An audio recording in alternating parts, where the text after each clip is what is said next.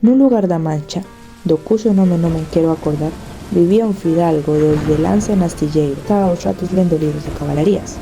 Leía de noite e de día, de claro a claro. E así secóuselle o seso. O que precisa un cabaleiro son as súas armas. Deben estar limpas e preparadas para o combate. Despois, precisa un bo corcel, cun nome propio, Rocinante. Agora que teño arma e corcel, preciso dunha dama a que dedicar as miñas hazañas. Bos días. Vas a mover ou vas quedar ali con cara de bobo? Oh, miña princesa Dulcinea, vou partir e non sei cando volverei, mais non te vou olvidar. Xa podería dicir o mesmo, meu amado, se algún día regresase. Só queda o último paso agora.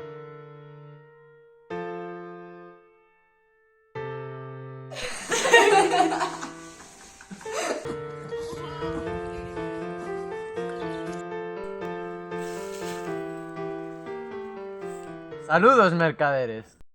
Confesade que a muller máis fermosa do mundo é a miña señora, Dulcinea de Toboso. Pero, meu señor, non coñecemos a Estragán emperatriz.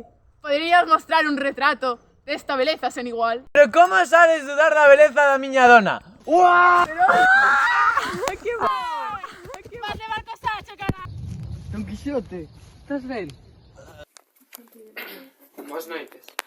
Meu tío, xa se dixen que és moi maior para ir de peleas.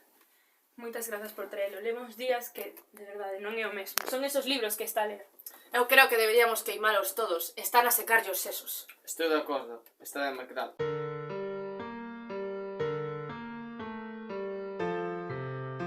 Susana Escudero, poderei ter unha illa? Por suposto, liberaremos os males, salvaremos os pobres e loitaremos contra as injustizas, pero para iso precisa a ti. Mira, Sancho, hoxe temos sorte. Ali hai uns gigantes que miden como unha casa e baten os seus brazos intentando amedrentarnos. Pero non te preocupes, loitarei contra eles. Non me queses son molinos. Esos contos están moi ben para os nenos, pero non son a realidade, o sabes, non?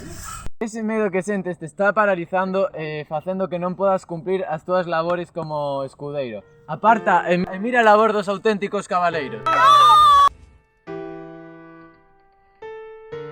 Que fixeches? Sancho, non ves? Foi todo culpa desa bruxa, converteu os gigantes en molinos. Claro, todo ten que ser ahora culpa de unha muller, non? Xa é hora de que asumas as consecuencias das túas accións. Que non vai estar toda a túa vida, túa nai, irmá ou esposa esperando para limpar as túas desfeitas. Madura un poquiño, que ya somos maiores, non? Don Quixote, vamos, xa estás moi bello para estas cousas. Mira quen ven aí. Que ven? Oh, meu amado, estou aquí. Tío! Don Quixote non? Válgame Deus. Meu tío, díxenche que non saídas de cabaleiro andante, veña. Imos ao médico que estades todos fatal. Dulcinea, fracasei e faltei teu honor. Agarda un momento, Dulcinea. Outra vez aquela maldita bruxa. Claro, como non son loura, xa non podo ser a túa dama imaginaria, non? Todo por aquel inútil canon, construído por homes como a ti. Tolos, sós e bellos, que pretenden categorizar a cada muller que atopan na súa cadrícula. Levo toda a vida soportando todo isto e xa non podo máis.